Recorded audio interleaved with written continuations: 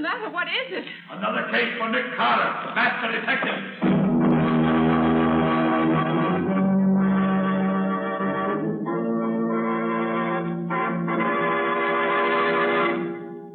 Yes, it's another case for that most famous of all manhunters, the detective whose ability at solving crime is unequaled in the history of detective fiction, Nick Carter, Master Detective. Tonight's curious adventure... The Flying Duck Murders. For Nick Carter and the Gold Thieves.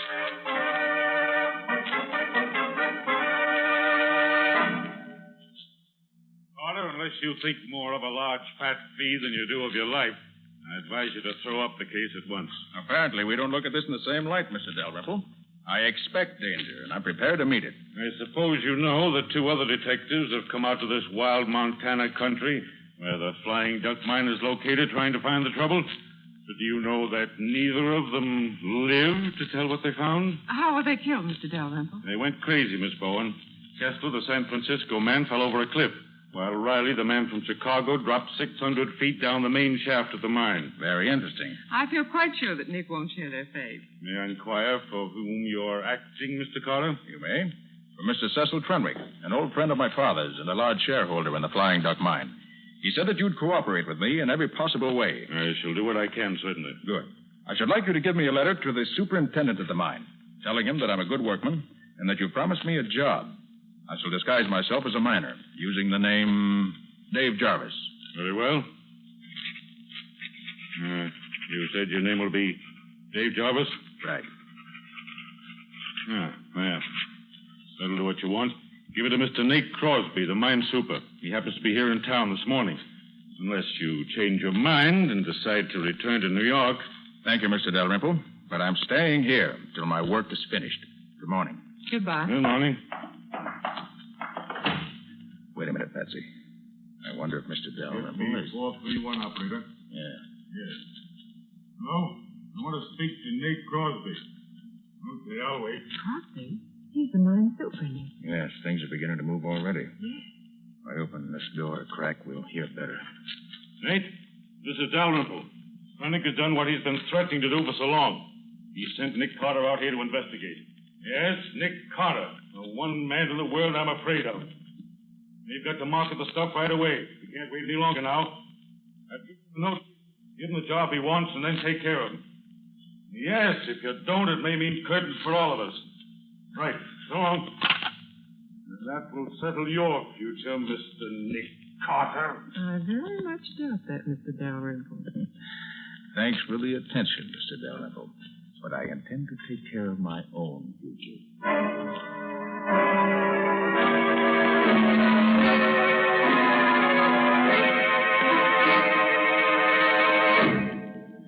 So, Mr. Dalrymple is in on the deal. He certainly is, Gubby, up to his neck. Well, at least we start off with one good hot prospect. What do we do now? Get into your miner's outfit. Then take this note down to this address and give it to Nate Crosby, the mine super. Now remember, your name's Dave Jarvis, and Crosby's to give you a job in the mill. Okay, Nick. Then what? Well, first and foremost, keep your eyes open. Crosby will believe you're Nick Carter, so watch out for him. He'll try to put you out of the way. And don't forget, Scubby, the detectives from Chicago and Frisco both came to grief. Well, it's going to be different with the guy from New York. Now, Patsy, you wait here at the hotel where we can get in touch with you if we need you. Sure, Nick. All right, get going, Scubby. I'm going out to the mine right away. You wait, though, and ride out with Crosby. And watch out for him. Right, Nick. I'll keep one eye on him and one on the mine.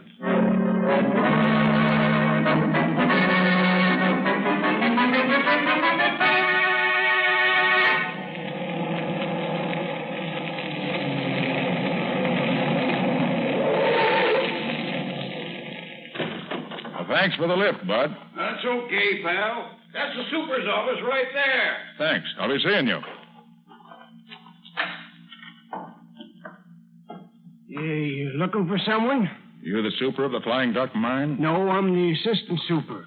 Clem Hendricks is the name. Well, my name's King. I'm writing up an article about the mines of Montana for the Miners' Times of Kansas City. Any objection to me sticking around a while, looking things over? None at all, Mr. King. Just so long as you say something good about us in your article. You want me to show you around? No, thanks. I'll just drift around and see what I can pick up. If anyone stops here, tell them I said it was okay. Thanks, I will. Be seeing you. Now, if boss of the day shift and get some information on how this place operates.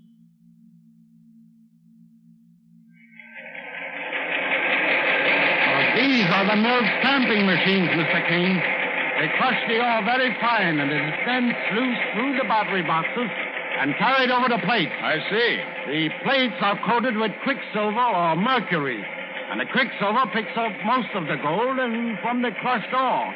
Now, this combination of quicksilver and gold we call amalgam. And you scrape this amalgam off the plates and take it to the refinery? Yes, Mr. King. The refinery separates the gold from the quicksilver and casts it into bars. Very interesting. Well, thanks very much. I'll roam along and look the rest of the place over. See you later. That's where you belong, you old hag. Down there with your face in the dirt. You strike, you You bad, you old Indian witch, and I'm going to finish the job right. Put down that knife. I had to drop it between your ribs. Never mind. Drop that knife, I said. You're the fool. Knock me down, will you? I'll show you. Hey, Ledyard, put up that gun. But Nate, this fella. Put up the gun, I said. What are you trying to do? Well, I was trying to make Solander behave. This fella interfered. It made me mad. Solander, where is she? She's right. Well, I'll be darned. She must have run away while me and him was arguing. So you interfered, did you, mister? Certainly I did. You're King, the newspaper man, aren't you? That's right. I'm here to... I've been looking for you. I'm Crosby, mine superintendent. I'll give you just 15 minutes to get out of this camp. So you're Nate Crosby. I am, and I'm the boss here. And I say get out. All right, Crosby. I'll get out. But I'll be back. I never leave a job unfinished.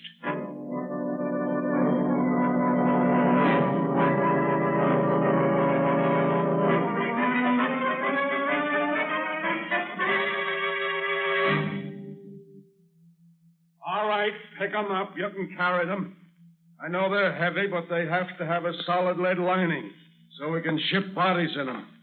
Put them in the old powder house and shut the door when you're through. Okay, boss. Come on, fellers. Okay, all right, get it up there. That's the stuff. That does it. Now we're going to have to move some of these empty powder kegs to make room for all 3 caskets. Jarvis, you stay here and pile them up out of the way. Rest of you get the other caskets. Okay, boss. All right, hop to it. Hey, Scubby. Scubby. Is that you, Nick? Where are you? Behind these kegs. Start piling them up. You can talk while you work. Oh, sure, Nick. What happened, Nick? Why are you hiding in here? Crosby ordered me to get out of camp immediately, but the assistant super suggested I hide here until he gets me a ride back to town. Seems he doesn't like Crosby any better than I do. What's with you? Well, I got a job as crusher man on the night shift at the mill. What are these boxes you're bringing in here? Caskets. Crosby told the teamster the bodies of the 2 detectives who got killed were to be taken up and shipped to their friends. Quite. Come the men with another box. Get it in there. All right, fellas. Take it easy. Yeah. Okay.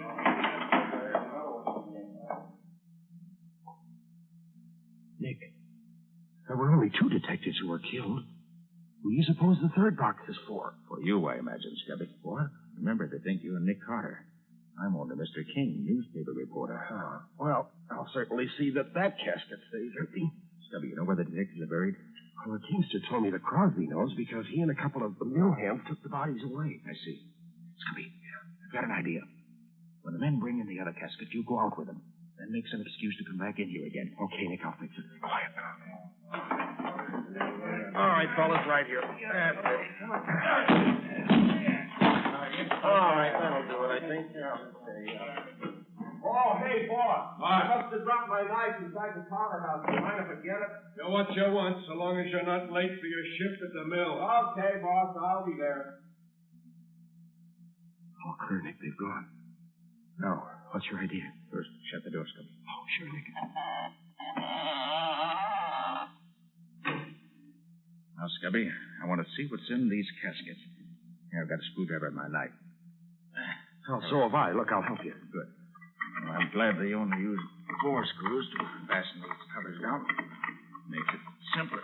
But why do you want to see what's inside, Nick? Got a hunch, that's all. Yeah. There, it's got it. You all ready? Yeah. All right, let's lift her up. Give me a hand. Yeah. Right there. Uh-huh. hunch is right, Scubby. The caskets are not lead-lined. The extra weight is due to this scrap iron in the bottom there. Like Crosby said, they had to have lead lining so they could be shipped with the bodies in them. These caskets figure in this game more than just as caskets, Scubby. Well, Crosby told the teamster to have a fresh team hitched to the large wagon for him at midnight tonight. I thought so. Scubby, he's going to take these caskets somewhere tonight. And I want to know where. Yeah, but how are you going to find out? I'm going with him. Hidden in this casket. I'll get in it and you put the lid back on. Oh, but Nick, you'll smother in there with the lid down. Scubby, you can put 4 small pieces of wood under the coffin lid before you screw it down. Oh, but Nick, I wish you would... Now, hurry up. All right. Pretty good, Nick. All right. Now hurry up. Okay, Nick. Keep your head down while I put the lid on. Okay.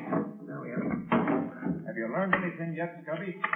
Well, the only place in the mill where the gold could be stolen is the room where the battery boxes and the plates are. Well, you found out how they did it. No, not yet. I hope to learn tonight when I'm on duty in the mill. Good, Scubby. You take care of that end. Now, what's this end? Yeah? Well, here's good luck to us both.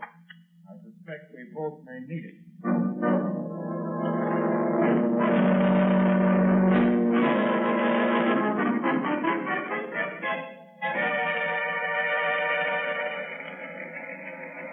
Well, how's the great Nick Carter doing tonight, Ledyard? You mean Mr. Dave Jarvis? Yeah. He's doing swell. Look at him. He's taking another drink. He's been hitting the water bucket steady for the last half hour. Is the loco working? I'll say. The bees are in his bonnet already. A famous Nick Carter will go the way the other two did. Hey, what are you fellas doing dancing around like that? You can't fool me. There are a lot of billy goats.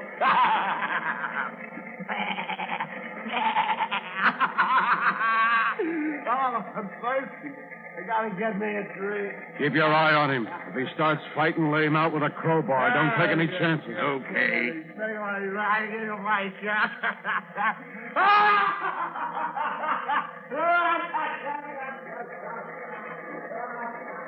Did you see that? He's heading for the cliffs, just like the others. The Landers mixture hasn't failed yet. What's next, Crosby? Ledyard, get my team from the stable at midnight tonight and meet me at the old powder house. Now we can put Nick Carter's name on the third casket.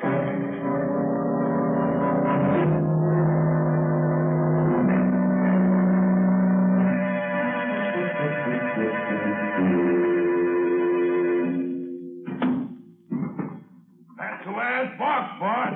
All right, Ledyard. You sit on the top box. I know that, boss. That's Crosby. I'd like to see his face if he knew I was in this casket. What did you take such wild broncos for, Super? They're the only fresh team in the stable. We got a hard run tonight over rough country, where no truck could possibly go. All right, Sam. Let them go and then climb up here with me. Here they go. Watch them. Okay.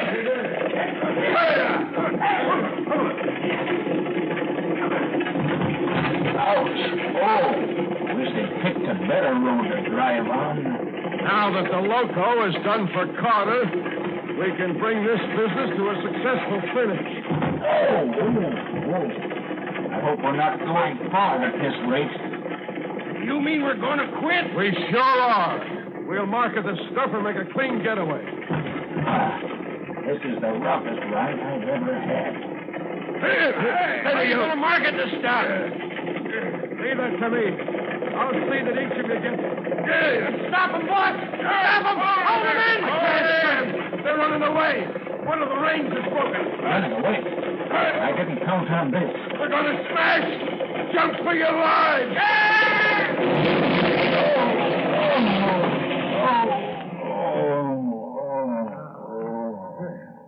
We got off just in time, boy. Yeah. Hey, look at that casket, Crosby. The one with the lid torn off. Huh? Oh, that's the infernal reporter I ordered to get out of camp this afternoon. What was he doing in that casket? Never mind that now. Get him while he's only half conscious. Come on, Sam. Now you... Good work, boys. That fixes Mr. Reporter. Tie his hands and feet with that rope. Okay, boy. You won't fight no more for a while now. Hey, look, Super. Here's a pair of handcuffs in his pocket and a couple of guns. Hey, what kind of reporter are you? Going around with handcuffs and guns in your pocket. You'll have to draw your own conclusions, Crosby. I've drawn them already. You're here to help Nick Carter. But by this time, Carter's where neither you nor anyone else is going to help him. He's loco. Plumb loco. Well, you never can be sure about Carter, Crosby. I can this time, and I can be sure of you, too. All right, put him back in the casket, boys. Put the cover on. Nail it down if you can't find the screws. Here's some nails. Come on, you. In you go. I got out the last time I was in here, Crosby. But you won't get out this time. Get the lid on, boys. That does it.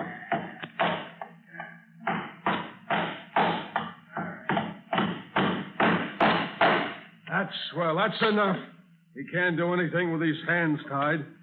Lydiard, you and Sam get the shovels that were in the wagon and dig a nice, deep hole. We'll bury our reporter friend with our blessings.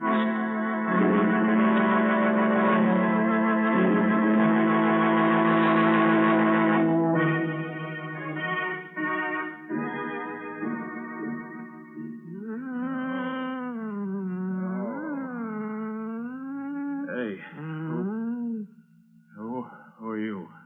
You get 'em senses now. You see, you hear, you know what me say. Yeah, I know. Good. You eat better now. Hey, who are you? Me, Zolander. You saved Zolander life. Zolander, your friend. Drink this. You feel eat better. Quick. Thanks. Now, hey, tell me, how'd I get here? Just before sun come up, me chase crazy man through woods. Then me hear gun shoot. See you run. You come, fall down by Zolander. Hurt in head. So Zolander hurt. Well, certainly glad you were around when I passed out. Crosby, you enemy? Certainly is now. You say you were chasing a crazy man? Him drink loco. But 2 other men come before. I wonder if that could have been Scubby. Crosby said he was loco. Zolander, what did you want to find him for? Me want save him life. Give medicine. Make him well. But why did you want to save him? Crosby give him loco this man. Zolander hate Crosby. Want save man. Crosby want kill. Zolander, listen. I think this crazy... No, Scubby! No, put down that knife, Scubby! No, Scubby, no! Give me that knife! Give it to me! There. No. I hate to do this to you, but it's the quickest way, so... No. Oh, there. Quick, Zolander. Get me some rope. I'll tie his hands and feet while he's unconscious. Ah, poor Scubby. Looks as if he'd been through the war. Your rope, you tied. Thanks. Now. Make it medicine. Make him all better from loco. There, Scubby. That should hold you now. Here, medicine. Make him well. Give him drink. Thanks. All right, Scubby, old boy. Come on, drink this. Come on, drink it. Come on, drink it. The elbows and blood. Come on now. Come on. There you are. There. Come on, that. There, now. Hold it off. Now, him sleep little while. Be all right when him wake up. Poor guy. I'll untie your arms anyway. Take this coat off you, and you'll be more comfortable. Hey, what's this? Long coil of wire with a lot of metal discs attached. What? That's the answer. Of course. The mystery of the Flying Duck Mine is a mystery no longer.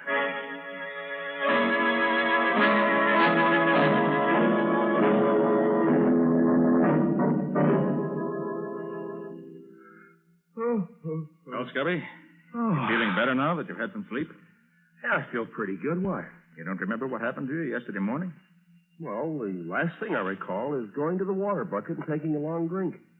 Seemed as if the more I drank, the more I wanted. Well, that water bucket was loaded with loco weed juice. What? Surprised you didn't notice it. Well, I'm surprised at myself now. But both the amalgamators, even Crosby himself, kept drinking. Or pretending to from that same bucket. Well, they certainly had me fooled. Look, Scubby. You remember seeing these discs strung on this coil of wire? Well, yeah. Yeah, I recall seeing one of the amalgamators have it last night. Why, did I bring it here? You did. And it breaks the case wide open. Well, good for me, even if I didn't know it. Hey, tell me, Nick, what are those discs used for? Here, I'll show you. Yeah. Now watch. Now you see? This stuff I'm scraping off is amalgam, a mixture of quicksilver and gold. The men who worked in the battery boxes in the mill, the amalgamators, hung these discs and a lot more like them in the battery boxes, right where they'd catch the best of the gold before it flowed over the other plates. They took out over half the gold that flowed into the boxes this way. So that's where all those thousands of dollars worth of gold disappeared to. Yes, Scubby. A very clever method of stealing the gold. Now, if we could only find out what Crosby and his gang do with the amalgam after they scrape it off their discs. You want catch, Crosby? I'll say we do if we can. Hey, Nick, who is she? Oh, that's Zolanda. She saved my life. Oh, and yours, too, incidentally. Saved my life? How? Well, that local weed juice you drank is fatal. Well, Zolanda gave you an antidote for it. Oh, gosh, thanks, Zolanda. Gee, I'm sure much obliged. Crosby try kill me. Me fix him. The land they know all about Crosby. You come with me. Well, where are you taking us? Crosby got cave inside mountain where he hide stuff. Come, me show you.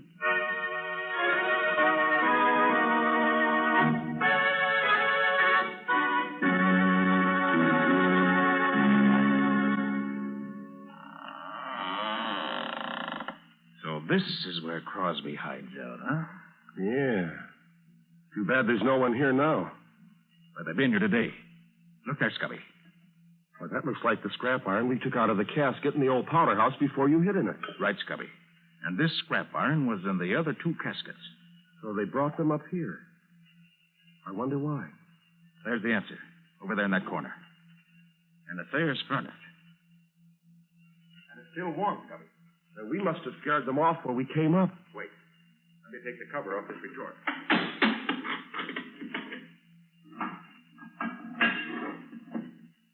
Nick, is that gold in there? That's just what it is. Out of the gold stolen from the mine. This is where the gang refined the amalgam they scraped off their discs. Much easier to handle gold this way because it weighs so much less. Now, since we know from what Dalrymple said that they never disposed of any of the stolen gold, they must have 800 or 900 pounds of it by now. Hey, maybe they've got it hidden around here somewhere. They did have, Scubby. But not now.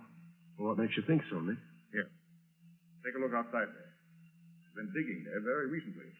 Oh, but of course, Nick, they had to dig up the bodies of the two detectives to ship them back home. No, Scubby. The way it looks to me is this. After I got away from them last night, Crosby and his men took up the casket they tried to bury me in and tried to bury you in? Hey, you didn't tell me about that. I'll about it later, Scubby. Right now I'm interested in what happened here. They brought the 3 caskets up here early this morning, loaded them up. How could they load 3 of them? They only had 2 bodies. No, Scubby. 3 caskets were loaded up. Don't you understand yet? No, Nick, I'm afraid I don't. How could they be Scubby, loading up? How good are you at riding a horse? Riding a horse? Yeah. Oh, I used to ride years ago. Why? Good. Zolanda, can you get us a couple of good fast horses right away? For you, me, get 2 good horses quick. Good. Come on, Scubby. Let's get the horses and ride to the railroad station before the eastbound train gets in.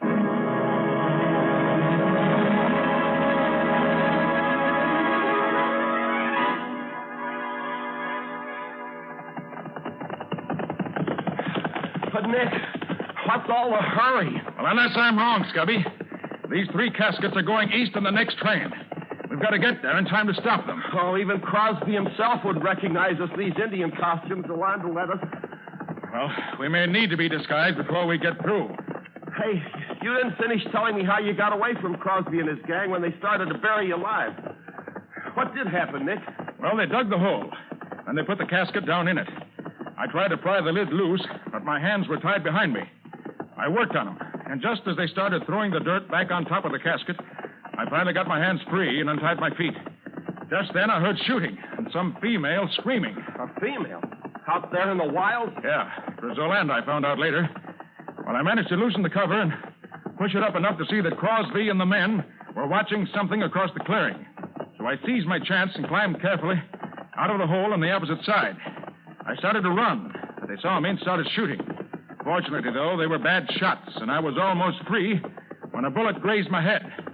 Must have stunned me, because I remember nothing more till I woke up in Zolanda's hut this morning. Well, Do you know what it was that distracted the men's attention? Well, Zolanda told me that you were chasing her, trying to shoot her. She was screaming. You chased her around the other side of the clearing and then went off after something else. It was just about then that you saw me running toward her. When Crosby saw me drop, he gave up the chase. Zolanda waited until they went back and then dragged me to her hut. Gosh, Nick, we owe a lot to Zolanda. Right, Scubby. And the best way we can pay that debt is to see that Crosby and his murdering pals end up where they belong, behind bars or in the electric chair.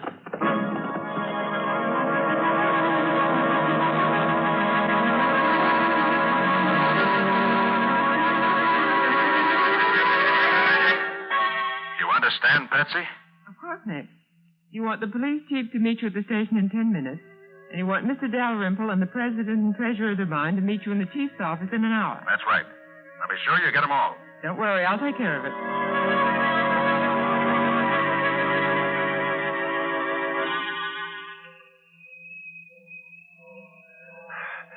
These are the ones, Nick. These three here on the baggage truck. Did you notice the names on them, Scubby? Yeah. Joe Briley, Phil Kessler. Oh, and look, Nick Carter. I'd rather be out here dressed as an Indian than in there dressed as a corpse. One side, there, rain in the face.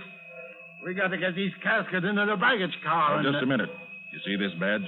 Special agent. So what? What do you want me to do? Just leave these caskets in the baggage truck for now. But they're supposed to go on They're this... staying here, quiet. Hey, look here, baggage master. Get these boxes on the train and be quick about it. No be in hurry, mister. Why, you Indian meddler, what the deuce do you... You look behind you. What do you mean? Take your hat off, Scubby. Sure, Nick. There you are, Mr. Crosby. Dave Jarvis. Why, you... Don't try to start anything, Crosby. I've got my gun on you. Where are you getting these boxes off? Hurry, man, officer. These three right here. Get your hands up, all of you, and fast. What the you devil can't you do say? that. What is it? Quiet, all of you. You three men are under arrest. Charged with robbing the Flying Duck mine and with the murder of Detectives Riley and Kessler.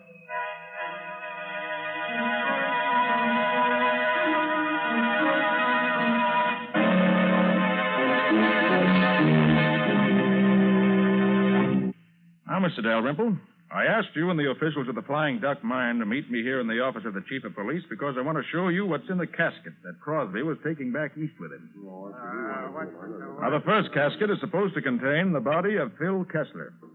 All right, Scubby, open it. Sure, Nick. Gold. Gold bullion. Yes, Chief. In these three caskets, you'll find the entire amount of gold stolen from the mine. Stolen by Dalrymple, the mine manager, Crosby, the mine super, and four of the workmen who worked in the amalgam room of the mill. They stole the amalgam, refined it in their own furnace, and buried it in two holes in the ground, which was supposed to be the graves of the two dead detectives. Mr. Carter, that much gold would make the caskets pretty heavy. Wouldn't that extra weight be noticed? No, Chief. Because when you ship a body by train, the casket has to be lead-lined and hermetically sealed. That means it weighs much more than the usual casket.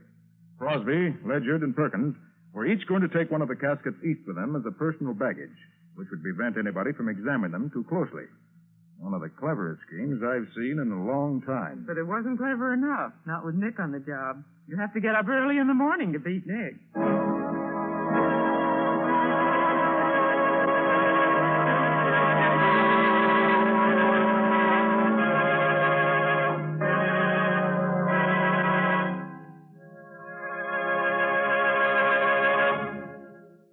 This was another strange experience of Nick Carter, master detective, called The Flying Duck Murders or Nick Carter and the Gold Thieves.